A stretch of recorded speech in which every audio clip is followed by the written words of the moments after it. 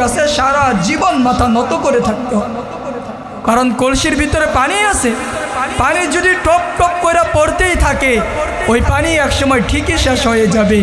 একসময় অসুখিয়ে তার নিশিতে আর দেখিবে না প্রদীপবাতি, যে নিজের যৌবনকে নষ্ট করে দিল নেশা করার কারণে, কুচরিত্রের কারণে।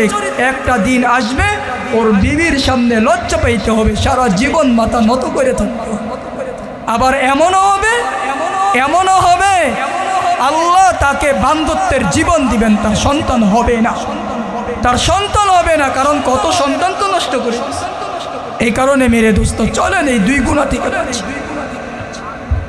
এই দুই গুনাহ থেকে বাঁচার এক নম্বর মাধ্যম সব সময় দিলে রাখা যে আমি যেখানেই গুনাহ করি, যে কোনো জায়গায় গুনাহ করি, আমাকে আল্লাহ দেখেন, বিদায় আমি গুনাহ করব না।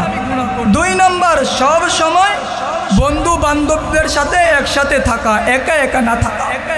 তিন নম্বর গুনাহ থেকে বাঁচার মাধ্যম, তিন নম্বর যেটা, ওটা হলো আল্লাহর কাছে দোয়া করা গুনাহ থেকে বাঁচার। আল্লাহুম্মা ইন্নী আউযু বিকা মিনাল মানিয়্যি, আল্লাহ আমার কুচরিত্র এর থেকে আমি আপনার কাছে পানা চাই, এ দোয়া করা। আর পর্নোগ্রাফি, খারাপ ছবি, সিনেমা যা আছে এগুলোকে বর্জন করা। কেউ যদি এগুলো বর্জন করতে পারে আল্লাহ তাকে নেক জীবন দিবে।